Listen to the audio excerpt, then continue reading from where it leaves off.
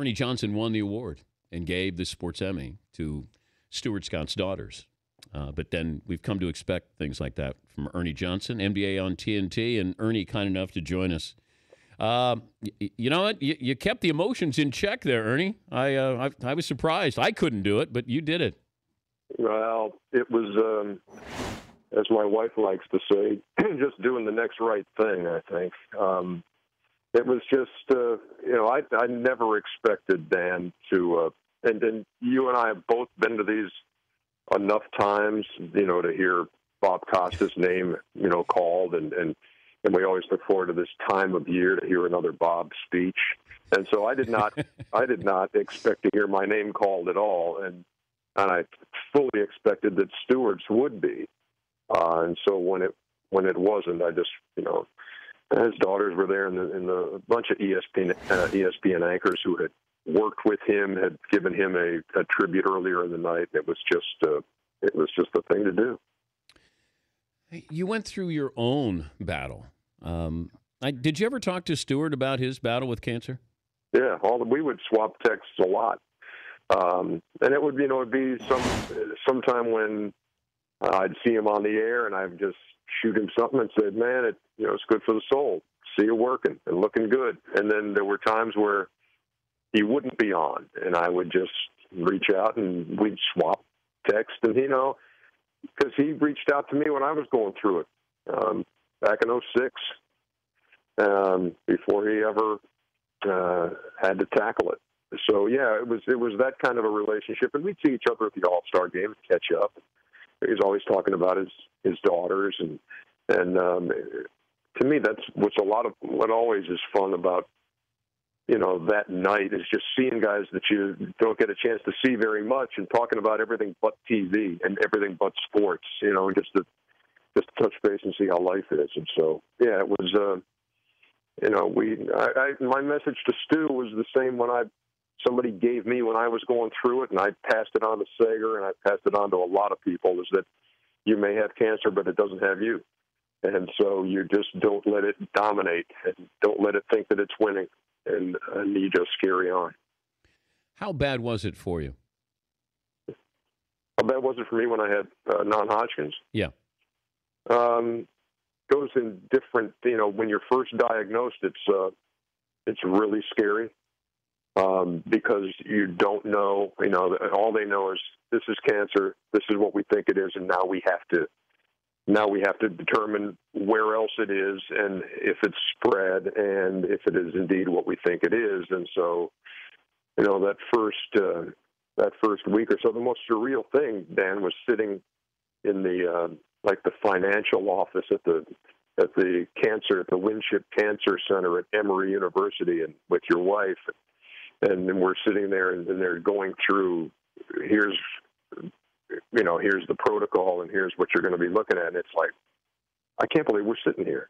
And then when they start, testing your bone marrow with that needle in the back and all that, then you kind of say, well, here we are. This is really happening. And then really the most reassuring part of it is when they say, this is what you have, this is the stage it's in, and this is what we're going to do about it. And you just kind of put your head down and fight it. And then, I went through 6 cycles of chemo and came through those pretty well. I had other days, some days that were worse than others, but I never really got sick.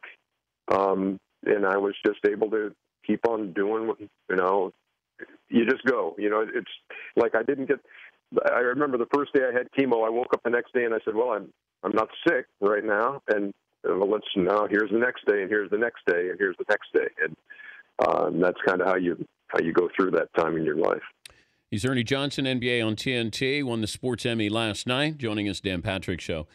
I have this conversation a lot with people when it comes to the NBA, that we still have the cloud, the shadow of Michael Jordan on the game, that we don't appreciate what we're seeing now because we're always going to compare, Dirk Nowitzki, let's compare him to Larry Bird, or, Kobe is not Michael Jordan. You got this wave, this unbelievable wave of talent here in the NBA, and these kids are under the age of 26.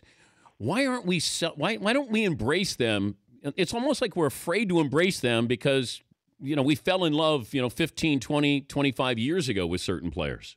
Yeah, I mean, and I remember watching, the Dominique Michael Jordan battles when, in their prime, and it was just, it was incredible to watch. And you saw moves then that you said, well, I'll never see anybody do that again. And then you started seeing it on a nightly basis. Then it was, oh, Kobe can do that. Oh, LeBron can do that. And now it's like, well, can anybody else in years to come do what we're seeing now? And the answer is, yeah, they're going to do it, and they're going to do it better, and they're going to do it in a more spectacular fashion. But there was just something about Michael and the championships and the persona and the tongue wagging and that entire package. And so I think that's the way we're always kind of built, is to say, yeah, this guy's great, but is he this? And you kind of revert back to, the players that you kind of really appreciated seeing them play in their prime. And I guess that's why we do that. Is it fair to the everyday player? Probably not, because there's never going to be another Michael. I doubt there's going to be another LeBron, but there's going to be a new somebody who will have their own unique skill set. The key ingredient I see with Shaq and Barkley is the ability to laugh. And I wonder, you can laugh at yourself, laugh at others.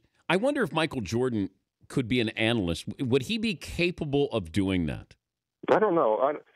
We've tried to have him on the show before, and we've kind of had an invitation. Hey, come on. And you'd see him at All-Star Weekend and say, yeah, you really ought to come on one night. I appreciate it. But you knew there was no way he was going to want to do that. And so I don't know. But you're right about Shaq and Kenny and Chuck. And in the, being able to laugh is one thing. Being able to laugh at yourself is another. And so that's kind of the way our show runs. I mean, if you can't laugh at yourself, you're probably not going to last very long. I mean, I remember Grant Hill filled in one night, and he forgot that he had a pen stuck behind his ear. He looked like a clerk, and at the post office, and I saw it like 30 seconds before we went on the air, but I wasn't about to tell him. So he came on, and we introduced the panel, and here he is with a pen over his ear, and then we all killed him for about 48 seconds, and he was part of the crew. So, and then he laughed about it. See, if you're not able to laugh, then it's like, well, I'm never going to be on this show again. Everything's fair game, though. Did you see the video of where the mayor of this town went to use the bathroom, but he had his microphone on? Like they had the city council meeting. I did not see it. It struck me as something that like Shaq would do or Barkley would do, and then you guys would. Well, here's the difference, Dan, is that Shaq would do it on purpose because he would lean over to me before he did it, and he would say, "Hey, in this commercial break, I'm going to go to the bathroom and leave my mic on. It's going to get like a billion YouTube hits. Everything he tells me he wants to do, the last line is it's going to get like a billion YouTube hits." Has he ever injured you by accident? He has not injured. He hasn't injured me by accident, but he's toned down the off-air shenanigans just a bit. He used to like to, wrestle people or sneak up on people and things like that. As tough as it might be for a guy who's 7'3" and 300 to sneak up on somebody, but he, this past Christmas when he and Kenny had a race to the board and Kenny shoved him into the Christmas tree, that was another thing that was planned, and it was like, we're going to race to the board. It's like he winked at Kenny, so I knew something was up. But Kenny gave him more of a shot than he thought, so he actually went flying into that Christmas tree. But I don't know. You never know from one night to the next, and I think that's what makes it so much fun to have my job. Well, congrats on last night. A wonderful gesture, and we'll hopefully cross paths another time at a Sports Emmy, and we'll reminisce about all the years that we lost to Bob Costas. I would hope we can do that.